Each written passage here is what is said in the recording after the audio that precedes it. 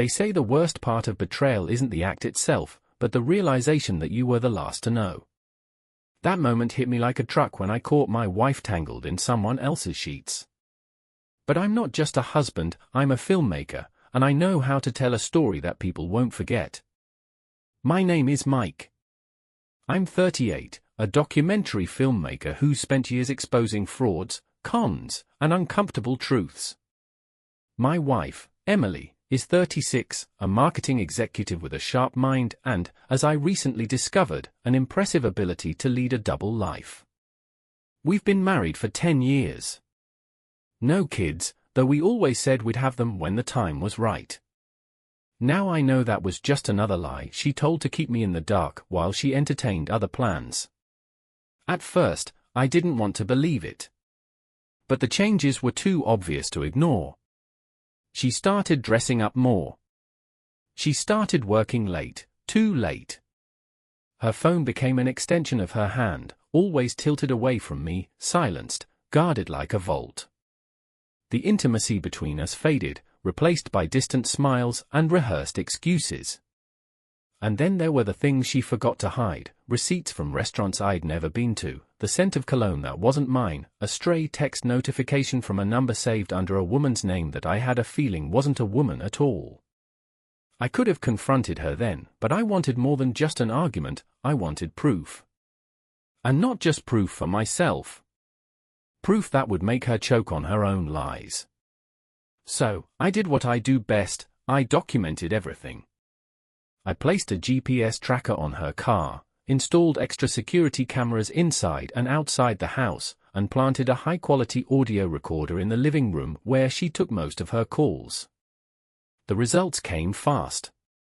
The phone calls were the first giveaway. Her voice, hushed but excited, speaking to someone named Nate. His voice was smooth, full of cocky certainty, like he was used to getting what he wanted. I listened to them plan their meetups, talk about me like I was some clueless joke. Then came the footage. March 4th, 8:32 p.m., her car pulls into our driveway, but she's not alone. A black sedan stops behind her, and out steps Nate. Tall, well-dressed, the kind of guy who carries himself like he's entitled to everything. I watch as they walk inside, her hand brushing his in a way that makes me sick. 8:47 p.m., inside, my hidden camera captures them in our bedroom. Laughing, touching, kissing.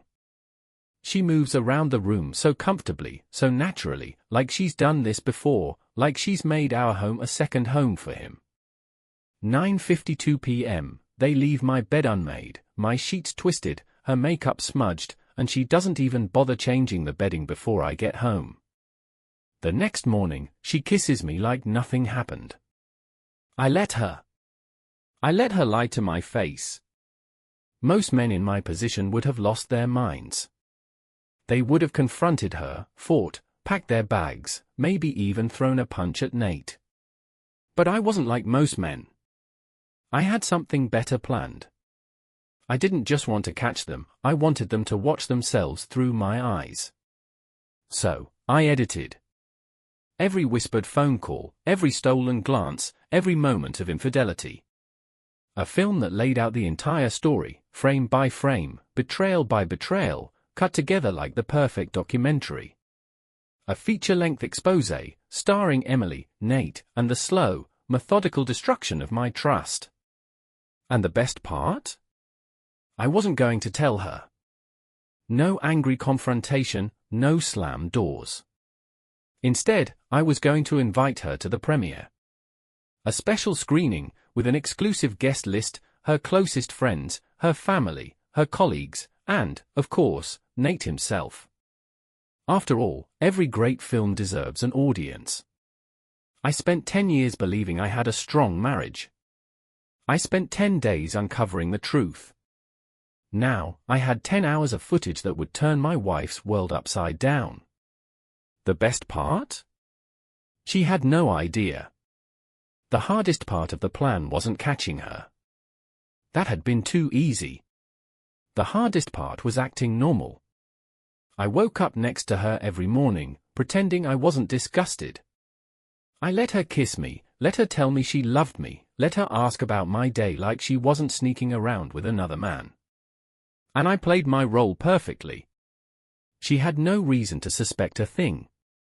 While she was out, I was busy. I spent hours reviewing footage, carefully piecing together my masterpiece. Every conversation, every touch, every betrayal, cut, polished, and arranged in a narrative that even she couldn't deny.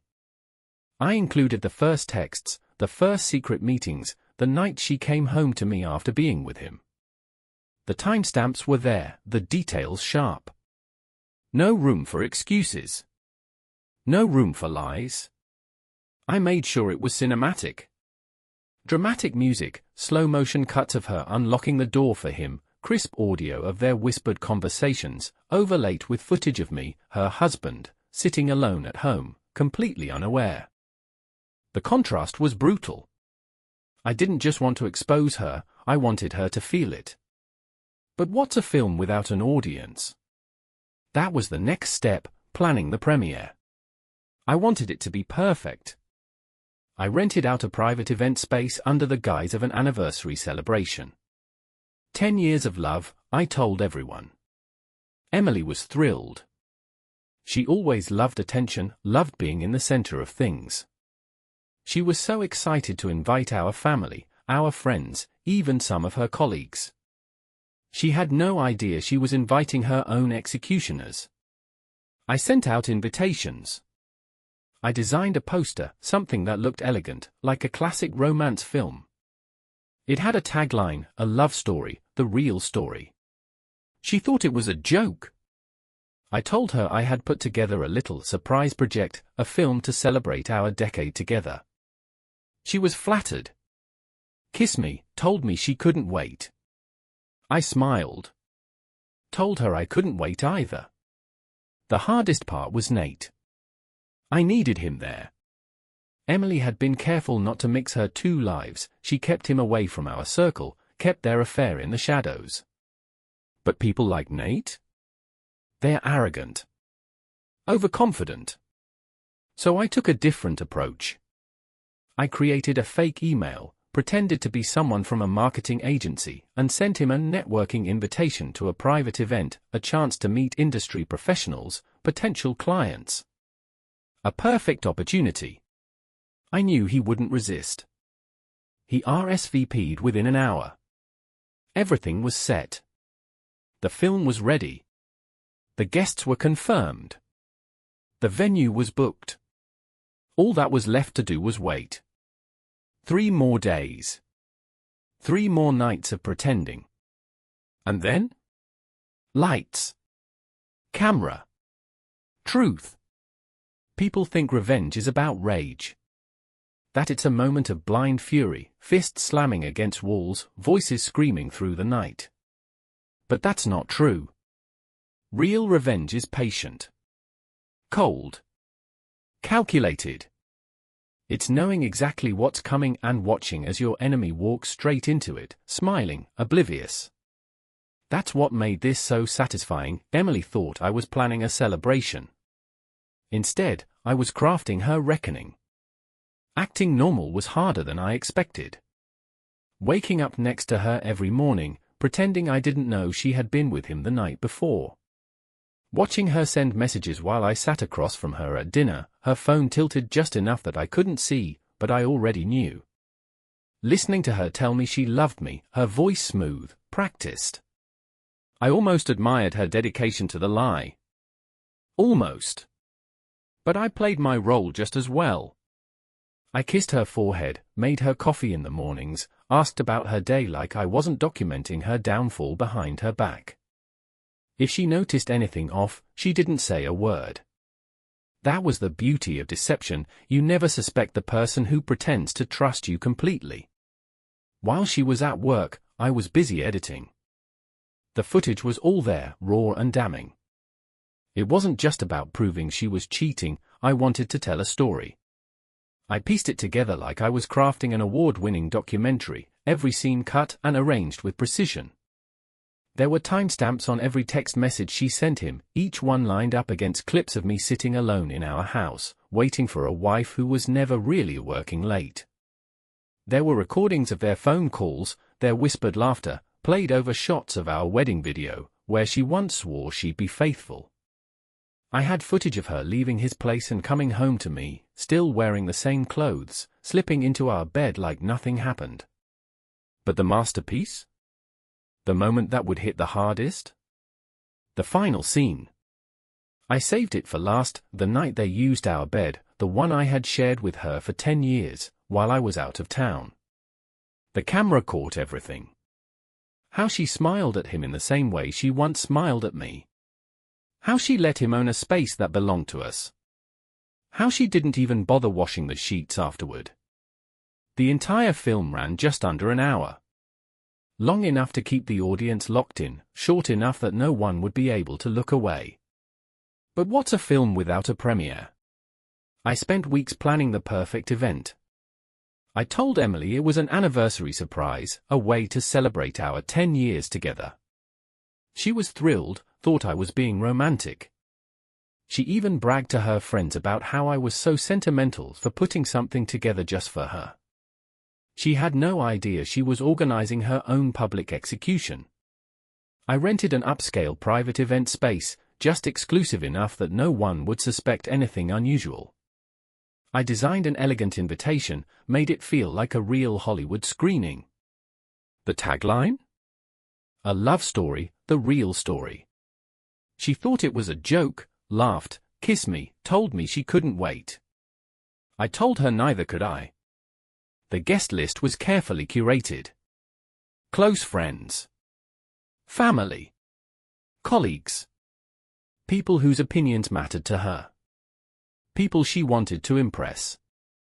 People she wouldn't be able to lie to once the truth was out. The final piece of the puzzle? Nate. Emily had been careful to keep him separate from our world, never letting him get too close. But I knew his type. Overconfident. Arrogant. A man who loved winning. So I set a trap. I created a fake email from a high-end marketing agency, inviting him to an exclusive networking event. A career-building opportunity, full of potential clients who might be interested in his work. He RSVP'd within an hour. Everything was in place. The film was ready.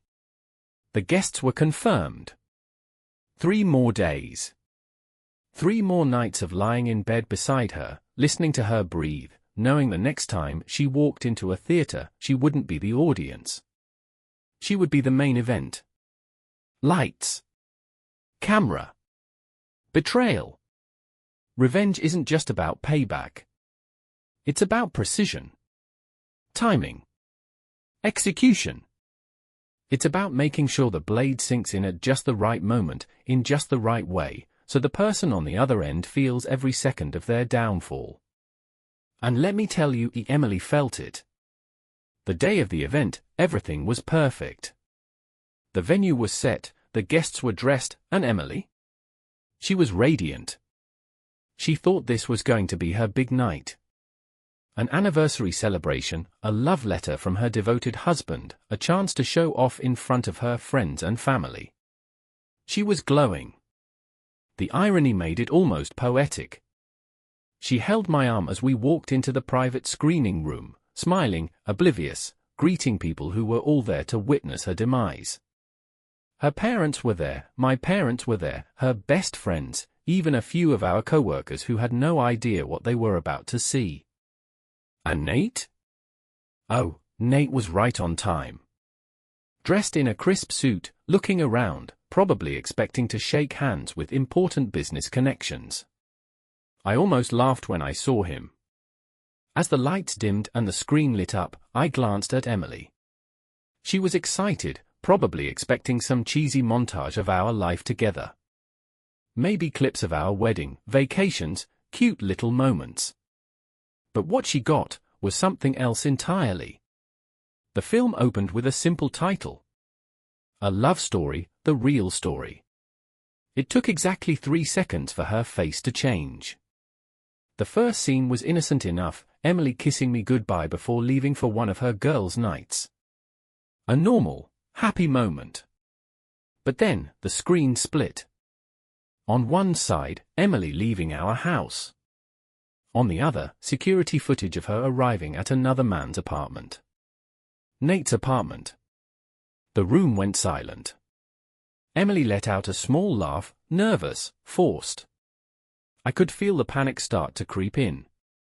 She looked at me, then at the audience, like maybe this was some kind of bad joke. But it wasn't. The next scene? Phone records. Timestamps. Proof. Her voice played over the footage, soft, intimate whispers from recorded calls with Nate. I miss you. I can't wait to see you. He has no idea. Every word like a bullet, fired in front of everyone she cared about. I watched as her mother's face dropped, as her best friend covered her mouth in shock, as Nate's confusion turned into horror. He hadn't realized what he had walked into yet. Then came the footage from our home. Hidden camera shots of her sneaking him inside, of their hands all over each other in the living room, on the couch where we used to sit and watch movies together. Then, the bedroom. Our bed. The sheets I had once shared with her. She gasped. Stiffened. The room was so quiet I could hear people's breathing. The shot lingered, long enough that no one could look away. And then, the real gut punch, a side-by-side of that footage with a clip of her on a different night, lying to my face, telling me she had been at work late. The timestamp texts on the screen contradicted every word she said. The whispers in the audience grew louder. Someone, her father, stood up and walked out. Her best friend, the one who had always idolized our marriage, sat frozen, looking at Emily like she was a stranger. Emily's hands were shaking. I could feel the energy shift beside me. I could hear her breath quicken, the way her body tensed as the weight of what was happening crashed down on her. And then, the final scene. The one I had been waiting for. A slow fade-in of her and Nate in our bed. Clear. Undeniable. And then, the audio. Her voice, laughing, mocking me. Mike is so clueless. He'd never suspect a thing. The last words before the screen went black. Silence. Then, a single word from the audience, whispered but loud enough for everyone to hear. Jesus Christ. And that's when Emily lost it. She turned to me, eyes wild, voice shaking. What the F*** is this? I didn't say a word. I just watched her. Watched as realization sank in. As her world, the world she built on lies, started crumbling in front of her. Nate stood up, his face pale, humiliated. He looked at me, then at Emily, then at the exit like he was deciding whether to run or stay. Emily turned to the audience, as if begging for someone to say something, anything to save her. But no one did. Her mother was crying. Her friends couldn't look at her. She stood, shaking, her hands clenched into fists. How could you do this? Her voice cracked. I smiled. I'm a filmmaker, Emily. I tell stories. And this? This was one hell of a story. She stormed out. Nate followed. The event was over. But her downfall? That was only just beginning. Betrayal is like a wildfire, it doesn't just burn one person. It spreads. It consumes everything in its path. And after the premiere, Emily was burning. She ran out of the screening room, her heels clicking against the marble floor like gunshots. People stared, whispered, but no one stopped her. No one rushed to her defense. Not her friends, not her family. Her father had walked out 20 minutes ago, probably too disgusted to stay. Her mother sat frozen in her seat, hands clasped, her lips a thin, pale line. Nate followed, his expression one of sheer panic. He hadn't known. He thought this was some big business event. Now he was the co-star of the biggest humiliation of the year. He tried to grab Emily's arm, say something, but she shoved him off and disappeared into the parking lot. I just sat there, watching, letting it all sink in. And then, slowly, I stood up, turned to the audience, and said, "Thank you all for coming." Some people still looked too shocked to move. A few people awkwardly shuffled out. Others, especially those who had once called Emily their closest friend, didn't bother hiding their disappointment. Her entire reputation had just been torched on the big screen. The room emptied out, but I wasn't done yet. Not by a long shot. Emily didn't come home that night. Or the next. I knew where she was, probably at a hotel, trying to figure out how the hell to fix this. Or maybe she was at Nate's place, screaming at him for being part of the most humiliating moment of her life. Either way, it didn't matter. I had already filed for divorce the morning before the premiere. The papers were waiting on the kitchen table when she finally did come home, looking like a woman who had just crawled out of the wreckage of a train crash. Her hair was a mess, her makeup smudged, her eyes dark and empty. She saw the papers. Read them. And then, for the first time in this entire mess, she laughed. A dry, humorless laugh. One that sent a shiver down my spine. "You think this is over?" she asked, her voice sharp as broken glass. I didn't answer. I just waited. She picked up the papers, flipping through them like she was reading a bedtime story. "You really think you can destroy me and just walk away?" "Destroy you?" I raised an eyebrow. "I just showed the truth." She slammed the papers back down. "You humiliated me in front of everyone. My family. My friends. My ****ing boss was there, Mike." I shrugged. "Should have thought about that before you *****ed another man in my bed." Her jaw clenched. Her fingers curled into fists. Then, her lips curled into a smirk. And that's when I realized Emily wasn't done. She wasn't the type to just accept defeat. She had been exposed, yes. She had lost everything, yes. But that only made her dangerous. And I was about to find out just how far she was willing to go. At first, it was subtle. A few anonymous emails sent to my colleagues, suggesting I had fabricated evidence in some of my past documentaries. Then, a sudden wave of bad reviews on my latest project, reviews that all sounded a little too similar, a little too orchestrated. My social media accounts? Hacked. My emails? Leaked. It was war. I wasn't stupid. I knew it was her. I had spent a decade studying how people cover their tracks, and Emily was sloppy when she was angry. Then, things got personal. One morning, I woke up to find my car vandalized, slashed tires, the words "The Liar" spray-painted across the hood. My bank accounts? Suddenly flagged for fraud attempts. And the worst part? She started playing the victim. She went to our mutual friends and fed them her version of the story, that I had been obsessive, controlling, paranoid. That I had been spying on her for months, waiting for something to use against her. That I had been emotionally abusive. And people believed her. Not everyone, but enough to make my life hell. And then, the final move. I got a call from my lawyer. Emily had filed a counterclaim in the divorce, claiming that my documentary screening was an act of emotional abuse and defamation. That I had deliberately set out to destroy her reputation in an act of calculated revenge. That my entire career, my skills as a filmmaker, had been used against her in a way that was cruel and beyond reason. I should have seen it coming. Emily wasn't just fighting to protect herself, she was fighting to take me down with her. I knew this wasn't just going to end with a clean divorce. Emily was out for blood, and if I didn't stop her, she was going to make sure I was buried right next to her ruined reputation.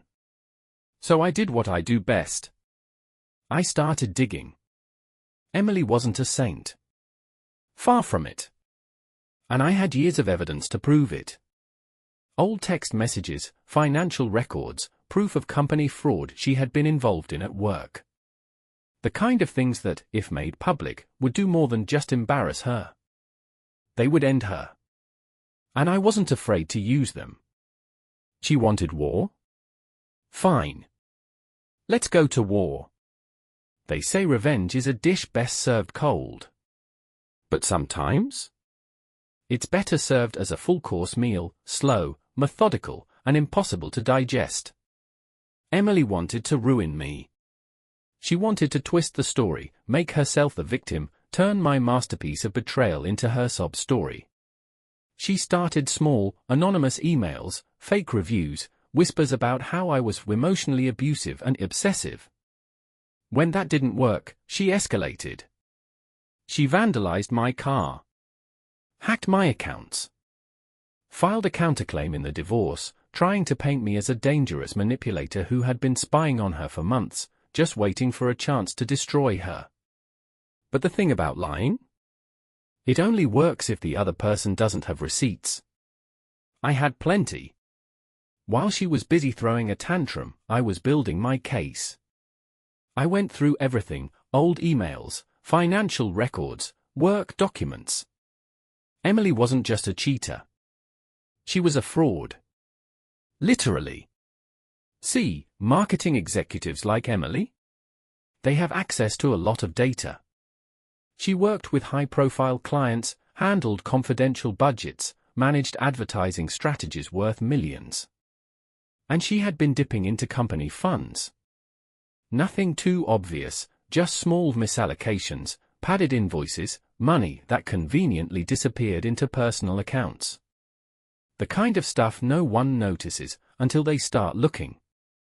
And I made sure someone did. I sent an anonymous tip to her company's internal audit team, complete with documents that showed exactly where the money had gone. A week later, she was under investigation. But that was just part one. Part two. The public response. I had been quiet after the premiere. Let her do her damage, let people wonder. Some mutual friends had distanced themselves from me, afraid to take sides.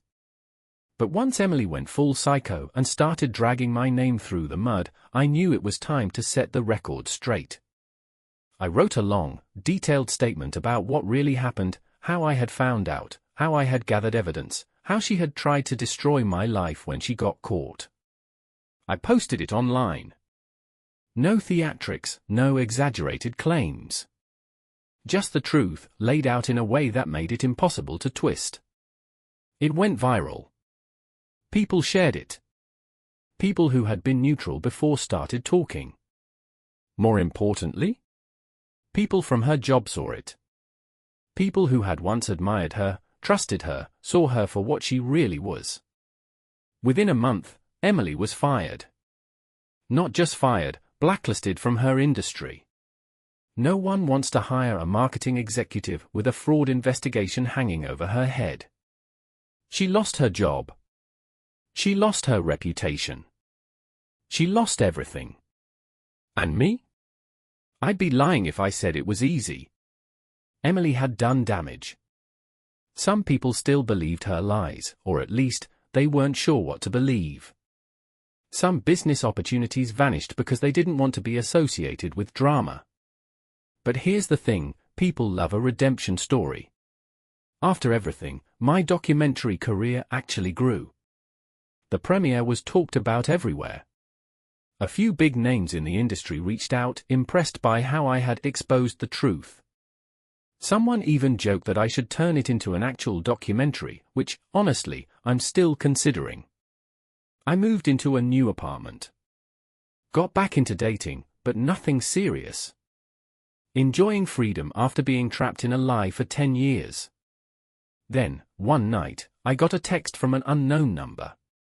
Hope you're enjoying the show, Mike. This isn't over. Emily. I laughed. Because for her, it wasn't over. But for me? It was just another story. The thing about revenge? People think it ends when the other person falls. But that's not true. Revenge doesn't end, it lingers. It haunts. It waits for an encore. Emily had lost everything. Her job. Her reputation. Her friends. She had tried to bury me, but I dug myself out and dragged her down instead. She was broke, unemployed, and alone. But Emily? She wasn't the kind of person to disappear quietly. For weeks, I ignored her messages.